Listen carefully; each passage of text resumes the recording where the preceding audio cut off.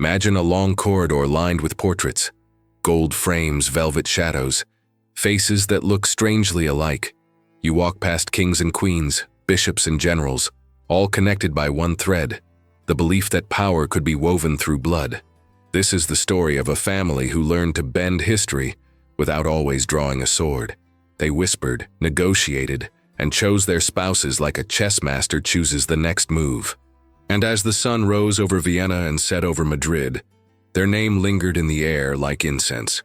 It begins with a small castle on a cold morning, somewhere in the heart of the Alps. A family of counts, not yet famous, watched the roads where merchants passed and emperors traveled. They were not the strongest and they were not the richest, but they were patient.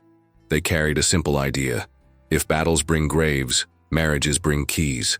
Keys to cities, to kingdoms, to distant shores washed by new oceans.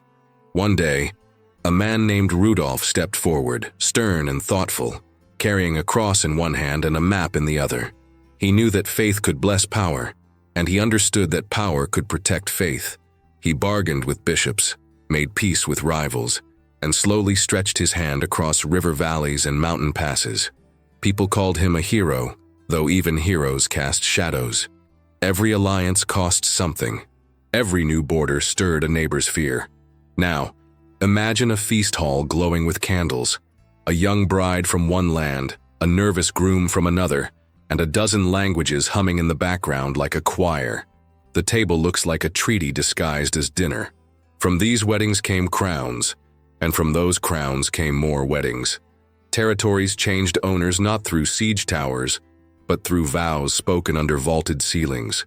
A simple saying captured their strategy like a secret carved into stone. Let others fight wars, and you, happy Austria, marry.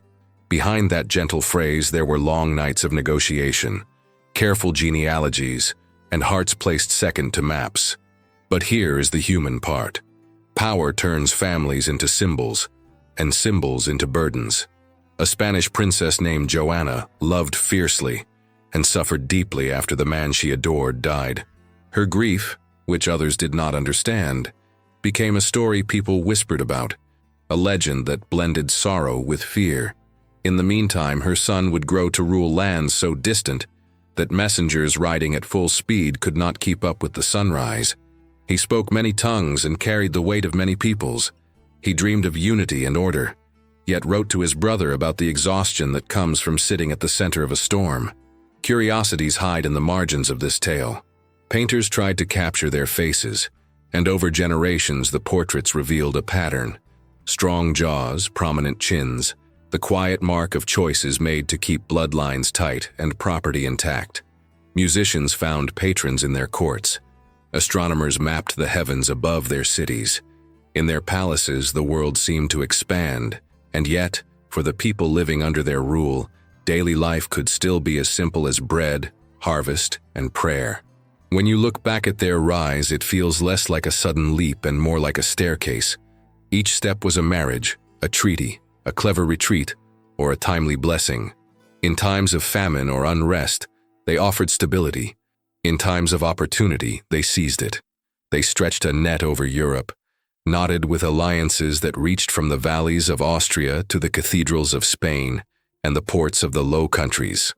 And if you stand again in that corridor and listen, you can almost hear their questions echoing. How much is unity worth if it costs freedom? How much is peace worth if it is bought with the quiet sacrifice of the individual? A cousin married to a cousin, a son raised to carry not just a family name, but the expectations of millions. It is tempting to judge from afar, but the truth is gentler and heavier at once. They were people navigating the old map of survival, just at a scale that touched continents. So, as we open this chapter together, think of that first choice in the mountains, the steady hand that reached for alliances rather than war. Think of the long table where politics tasted like wine and bread, where a smile could redraw a border. And ask yourself, not with shock but with curiosity, what would you give up to hold a world together? Would you trade comfort for duty? Would you exchange your heart for history? If stories like this spark your wonder, if you enjoy walking through time and meeting the people who shaped it, stay with us. There is so much more to uncover about the family who stitched half of Europe into one tapestry, thread by careful thread. Like the video, join the journey, and let's keep exploring the lives behind the crowns. Picture this. It's the 13th century, and Europe is a chaotic patchwork of warring kingdoms, ambitious nobles, and crumbling empires.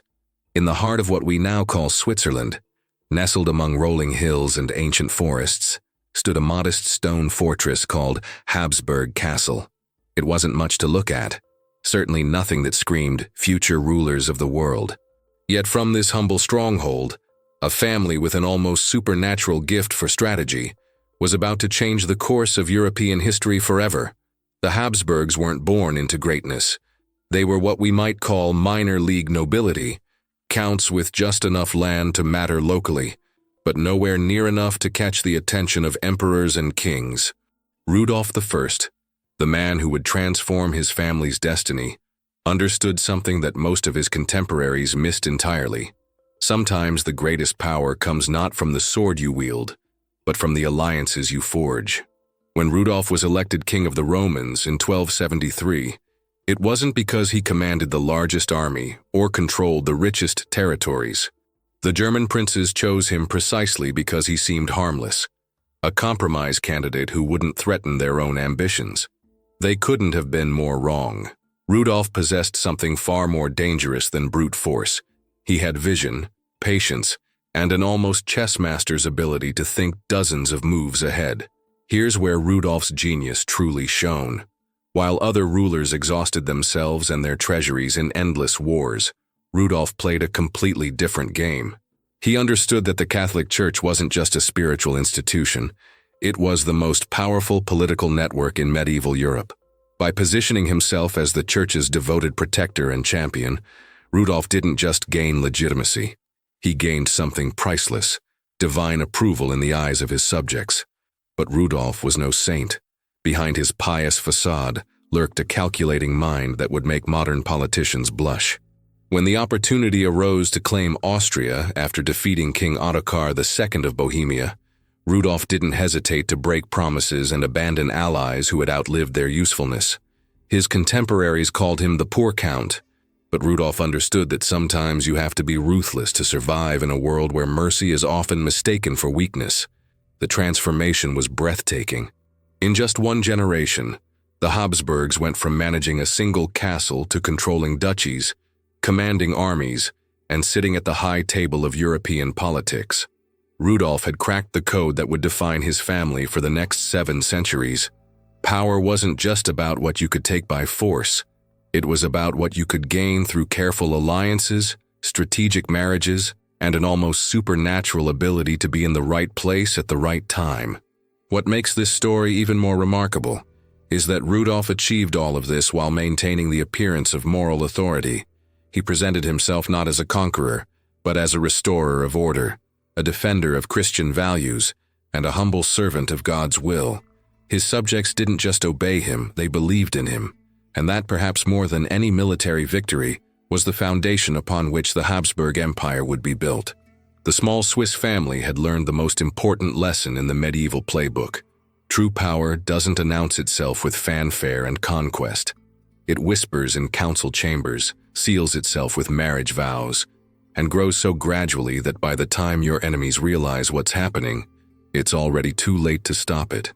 There's a Latin phrase that perfectly captures the Habsburg secret to world domination: belligerant alii, tu felix Austria nube. Let others wage war, you happy Austria, marry. While kings across Europe were bankrupting their kingdoms and sacrificing thousands of lives on battlefields, the Habsburgs discovered something revolutionary. A wedding could conquer more territory than any army ever could. But here's the uncomfortable truth that history books often gloss over. While Habsburg princes and princesses were exchanging vows in golden cathedrals, ordinary people were dying of hunger in the streets below. The contrast was staggering. Peasants would scrape together barely enough grain to survive another winter, while their rulers celebrated marriages that would reshape the map of Europe. Each Habsburg wedding was essentially a bloodless conquest, annexing entire kingdoms with nothing more than, "I do." The strategy was brilliant in its simplicity. Why risk everything in a single battle when you could secure a throne through a carefully arranged marriage? The Habsburgs became master matchmakers, weaving a web of family connections that stretched from Spain to Hungary, from the Netherlands to Sicily. They didn't just marry for love. Love was a luxury they couldn't afford. They married for crowns, for territories, for the future of their dynasty. Let me tell you about Joanna of Castile, known to history as Joanna the Mad, though her story suggests she might have been the sanest person in a world gone completely insane with ambition. Joanna was a Spanish princess, intelligent and passionate, who found herself swept up in this grand Habsburg marriage game when she wed Philip the Handsome of Burgundy. Their union was supposed to be another triumph of Habsburg diplomacy, linking the wealth of Spain with the strategic position of the Low Countries. But something unexpected happened. Joanna actually fell deeply in love with her husband. Philip was everything his nickname suggested: charming, cultured, and devastatingly attractive. For a brief moment, it seemed like this political marriage might actually become something beautiful. They had children together, shared genuine affection, and appeared to have found happiness within the constraints of royal duty. Then Philip died suddenly at just 28 years old, and Joanna's world collapsed entirely. Her grief was so profound, so consuming, that it became the stuff of legend. She refused to be separated from Philip's body, carrying his coffin with her wherever she traveled. She would open the casket to gaze upon his remains, talking to him as if he were still alive. Her behavior scandalized the court and gave her political enemies the perfect excuse to declare her unfit to rule. Here's the heartbreaking reality. Joanna wasn't mad, she was devastated. In a world where royal marriages were cold transactions, she had experienced genuine love and lost it. Her so-called madness was actually the most human response imaginable to unbearable loss. Yet this personal tragedy became a political opportunity for others to seize power in her name, proving just how ruthlessly the game of dynastic politics could devour even its own players. The ultimate beneficiary of all this strategic marriage-making was Joanna's son, Charles, who would become the fifth Holy Roman Emperor of that name. Through the intricate web of Habsburg marriages, Charles inherited an empire so vast it defied comprehension. Picture this. He ruled over 25 million people spread across 3 continents: Spain and its American colonies, the Holy Roman Empire, the Netherlands, parts of Italy, and territories in North Africa. Charles commanded an empire where the sun literally never set. When it was midnight in Spain, the sun was shining on his lands in Mexico.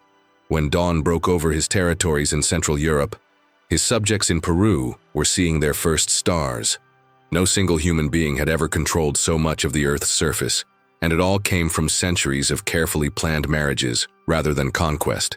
But here's a fascinating twist that shows just how overwhelming this inherited power really was. Charles, the most powerful man in the world, eventually walked away from it all. At the height of his reign, when he commanded armies, controlled trade routes, and held the fate of millions in his hands, Charles made a decision that shocked Europe. He abdicated his throne and retired to a monastery in Spain. Imagine that for a moment. The man who ruled half the known world chose to spend his final years in a simple monastery cell, tending to clocks and contemplating his mortality.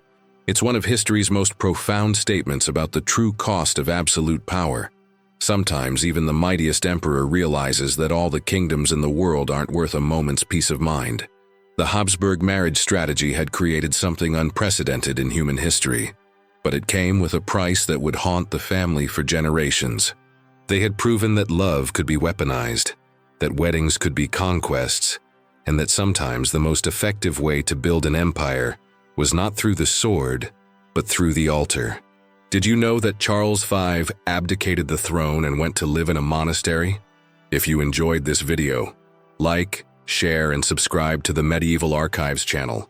In the comments, would you marry for power? Sometimes the most powerful dynasties contain the seeds of their own destruction, and nowhere is this more heartbreakingly clear than in the story of Charles II of Spain, known to history as Charles the Bewitched.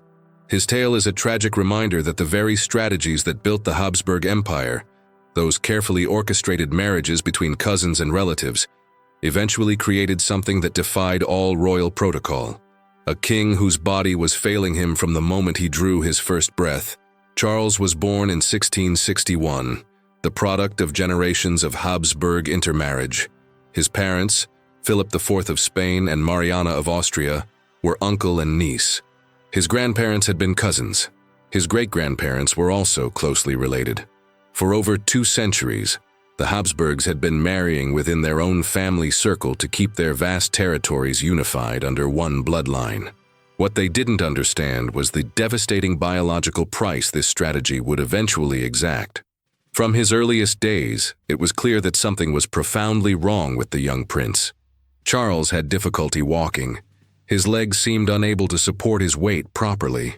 He couldn't speak clearly until he was nearly 4 years old, and even then, his speech remained slurred and difficult to understand throughout his life. His jaw protruded so severely that he could barely chew his food, a condition we now recognize as the famous Habsburg jaw, taken to its most extreme form. But the physical challenges were only the beginning. Charles struggled with what we would today recognize as significant developmental delays and learning disabilities. Royal tutors found it nearly impossible to teach him basic reading and writing. He had seizures that terrified his courtiers, episodes where his body would convulse uncontrollably while his eyes rolled back. In an age when medical knowledge was limited and superstition ran deep, these symptoms seemed to confirm people's worst fears about their king.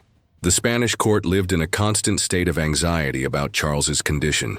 His own physicians, the most learned medical minds of their time, were baffled by his symptoms. One royal doctor wrote in his private notes something that sounds almost medieval in its starkness. His Majesty emanates the smell of death. Imagine being that physician, trained to heal, watching the most powerful person in your world slowly deteriorating before your eyes, and feeling completely helpless to stop it. While the nobility whispered behind closed doors about the king's fitness to rule, common people developed their own explanations for Charles's condition. In the streets of Madrid and the villages of Castile, people began to believe that their king was cursed, literally bewitched by enemies of Spain. This wasn't just idle gossip. It was a sincere attempt by ordinary people to make sense of something that seemed to defy natural explanation. How else could they understand why the heir to the greatest empire in the world was so clearly struggling with the most basic aspects of human existence? The irony was both tragic and profound. Here was a young man who had inherited an empire that stretched from Europe to the Americas, who commanded the loyalty of millions, who lived in palaces that were monuments to human achievement. Yet he couldn't perform the most fundamental duty of any king. He couldn't produce an heir. Charles married twice, both times to princesses chosen for their fertility and political value, but neither marriage produced children. Each passing year without an heir sent ripples of panic through the Spanish court and beyond.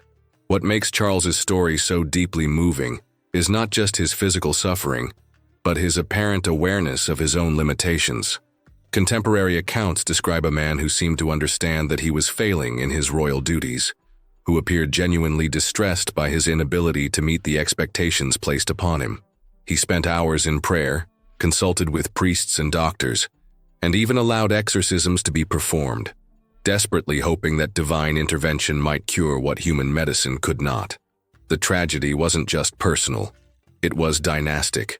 Charles represented the end of the Spanish Habsburg line, the final chapter of a family story that had dominated European politics for centuries. When he died in 1700 at the age of 38, he left behind no children and a succession crisis that would plunge Europe into the War of Spanish Succession, one of the bloodiest conflicts of the early 18th century.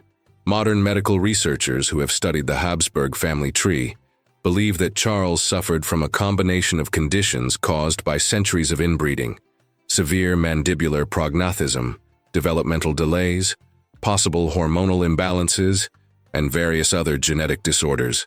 His body was essentially paying the price for his ancestors' political strategies. The same marriage policies that had once made the Habsburgs the most powerful family in Europe had ultimately created a king whose very existence threatened the dynasty's survival. Charles the Bewitched wasn't cursed by enemy sorcerers, as his subjects believed. He was cursed by genetics, by the accumulated weight of generations of strategic marriages that had slowly but surely compromised his family's biological future. His story serves as a haunting reminder that even the most successful political strategies can carry hidden costs that may not become apparent for generations. Picture an old man sitting on a throne that has become too heavy for him to bear. This was Emperor Franz Joseph of Austria-Hungary in his final years, a ruler who had spent 68 years trying to hold together an empire that was slowly but inevitably falling apart at the seams. His story is the story of how even the mightiest dynasties can crumble when they fail to recognize that the world around them has fundamentally changed. Franz Joseph came to power in 1848 during a year of revolutions that swept across Europe like wildfire. He was just 18 years old, thrust onto a throne while his empire was literally burning around him. The young emperor believed he could restore the old order through sheer determination and unwavering commitment to duty. What he didn't realize was that he was trying to hold back a tide of change that had already become unstoppable. The Austria-Hungary that Franz Joseph inherited was a patchwork of peoples who had little in common except their shared resentment of being ruled from Vienna. Germans, Hungarians, Czechs, Slovaks, Poles, Croatians, Serbs, Italians, and dozens of other ethnic groups were all crammed together under the double-headed eagle of the Habsburgs. For centuries, this diversity had been managed through a combination of imperial authority and careful political balancing. But by the 19th century, something new and dangerous was stirring: nationalism. Imagine trying to govern an empire where your subjects spoke more than a dozen different languages, practiced different religions, cherished different cultural traditions, and increasingly believed they deserved their own independent nations. Franz Joseph approached this challenge with the same mindset that had served his ancestors for generations: rigid hierarchy, unwavering authority, and the belief that loyalty to the Habsburg crown should transcend all other allegiances. But the world had changed in ways that the Habsburg court seemed unable to grasp. The age of absolute monarchy was giving way to new ideas about democracy, self-determination, and national identity. While Franz Joseph clung to old protocols and ancient ceremonies, his subjects were reading newspapers, forming political movements, and dreaming of independence. The gap between ruler and ruled was becoming a chasm that no amount of imperial grandeur could bridge. The emperor's personal life became a tragic mirror of his political struggles. His beloved wife, Empress Elizabeth, was assassinated by an anarchist in Geneva. His son and heir, Crown Prince Rudolf, died under mysterious circumstances that were almost certainly suicide. His brother Maximilian was executed while trying to establish a Habsburg empire in Mexico. Each personal loss seemed to echo the larger losses his empire was suffering on the world stage. By the early 20th century, Franz Joseph had become something of a living relic, a man whose white whiskers and elaborate military uniforms belonged to a bygone era. He still insisted on reviewing every important government document personally, still maintained the complex court rituals that had governed Habsburg life for centuries, still believed that duty and tradition would somehow hold his fractured empire together. Then came the event that would prove how fragile his world really was. On a sunny morning in June 1914, Franz Joseph's nephew and heir, Archduke Franz Ferdinand, was driving through the streets of Sarajevo with his wife Sophie. They were there on an official visit to Bosnia, a recently annexed territory where Serbian nationalism was running high. The Archduke, ironically, was actually one of the more progressive members of the Habsburg family. He understood that the empire needed to reform or risk collapse. But history had other plans. A young Serbian nationalist named Gavrilo Princip stepped forward and fired 2 shots that would echo around the world. Franz Ferdinand and Sophie died within minutes, and with them died any hope that the Habsburg Empire might peacefully evolve into something more suited to the 20th century. Here's where the story becomes even more tragic. Franz Joseph, despite his advanced age and failing health, felt bound by honor to respond to his nephew's assassination. The old emperor, who had spent nearly 7 decades trying to avoid the kind of catastrophic war that could destroy his empire, found himself drawn into exactly such a conflict. The assassination in Sarajevo triggered a cascade of alliances and rivalries that plunged Europe into the first truly global war in human history. What's heartbreaking is that Franz Joseph seemed to understand what was coming. When he signed the declaration of war against Serbia, He reportedly said, "If we must go under, we should at least go under with decency." The old emperor, who had devoted his entire life to preserving Habsburg power, was essentially signing his dynasty's death warrant. The parallels to our modern world are impossible to ignore. Just as the Habsburg Empire was torn apart by nationalism and inequality, we're seeing similar forces at work in today's Europe. The same tensions between central authority and local identity, between economic inequality and political representation, between tradition and change, continue to shape our world. The European Union faces challenges that would have been familiar to Franz Joseph. How do you govern diverse peoples who increasingly question whether they're better off going their own way? Franz Joseph died in 1916, 2 years into a war that was devouring his empire from within. His great-nephew, the last Habsburg emperor, would be forced to abdicate just 2 years later. The dynasty that had ruled for more than 6 centuries, that had once commanded territories spanning 3 continents, came to an end not in a single dramatic moment, but through the slow, inexorable forces of historical change. The Habsburg Empire fell because its rulers failed to understand that holding power and wielding it wisely are 2 entirely different things. They mastered the art of acquiring territory and maintaining control, but they never learned how to adapt to a world where their subjects wanted to be partners rather than possessions. In the end, the very success that had made them great became the rigidity that destroyed them. And so we reach the end of one of history's most extraordinary stories, the rise and fall of the House of Habsburg, a family that transformed from humble Swiss counts into the rulers of half the world, only to watch their empire crumble under the weight of its own contradictions. The Habsburgs are gone, but their legacy lives on in ways that might surprise you. Walk through Vienna today, and you'll see their palaces still standing as monuments to imperial ambition. Visit Spain, and you'll find traces of Habsburg culture woven into the fabric of the nation. Travel to Latin America, and you'll encounter the lasting influence of the Spanish Empire they once controlled. Even in our modern world of democracy and human rights, we're still grappling with questions that the Habsburgs never managed to answer. How do you govern diverse peoples fairly? How do you balance central authority with local autonomy? How do you adapt to change without losing your core identity? Their story teaches us something profound about the nature of power itself. The Habsburgs proved that you can build an empire through cleverness, strategy, and sheer determination. They showed that sometimes the pen, or in their case the marriage contract, really is mightier than the sword.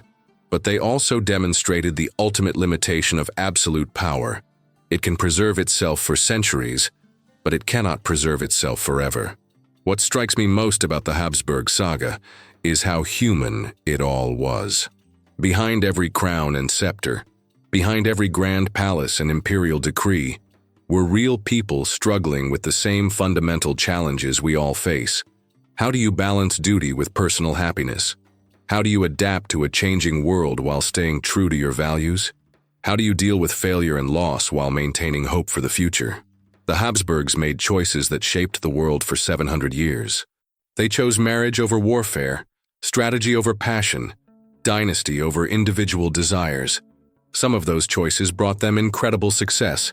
They built one of history's most enduring empires. Other choices carried terrible costs: the genetic consequences of inbreeding, the human suffering caused by rigid social hierarchies, the violence that erupted when their subjects finally said, "Enough." Perhaps most importantly, their story reminds us that nothing lasts forever. Not empires, not dynasties, not even the most carefully constructed systems of power. The world has a way of moving on, of finding new solutions to old problems, of creating opportunities for those who can adapt while leaving behind those who cannot. But here's what I find fascinating about studying the Habsburgs in our modern age. Their story isn't really about kings and queens, emperors and empresses. It's about us. It's about how we organize our societies, how we balance competing interests, how we deal with diversity and change. The challenges they faced, nationalism, inequality, technological disruption, generational conflict, are the same challenges we're wrestling with today. So what do you think? As you look around our modern world, Do you see any empires that seem destined to last forever? Do you think we've learned from the mistakes of dynasties like the Habsburgs? Or are we doomed to repeat them in new forms? The answers to these questions might tell us as much about our own future as the Habsburg story tells us about our past. The House of Habsburg ruled for more than 6 centuries, longer than most nations have existed, longer than most families can trace their ancestry. They left behind art, architecture, literature, and political institutions that still influence our world today. But perhaps their greatest legacy is the lesson they teach us about the impermanence of all human achievements and the eternal human drive to build something that will outlast ourselves, even knowing that nothing ever really does. Their story ends, but the questions they faced live on, and that perhaps is the most Habsburg thing of all, creating something that endures not in its original form, but in the conversations and reflections it inspires long after the last emperor has left the stage. If you've enjoyed this journey through the rise and fall of one of history's most fascinating dynasties, I'd love to hear your thoughts. Did the Habsburg story surprise you in any way? What other historical families or empires would you like to explore together? Drop a comment below and let me know what aspects of this story resonated most with you. And if you're hungry for more epic tales from the past, make sure to hit that like button, share this video with anyone who loves a good historical saga, and subscribe to the Medieval Archives for more deep dives into the personalities and events that shaped our world. We've got so many more incredible stories waiting to be told, and I can't wait to share them with you. Until next time, keep questioning, keep exploring, and remember, the past isn't just about what happened before we were born. It's about understanding the forces that made our world what it is today, and maybe, just maybe, learning something that will help us build a better tomorrow.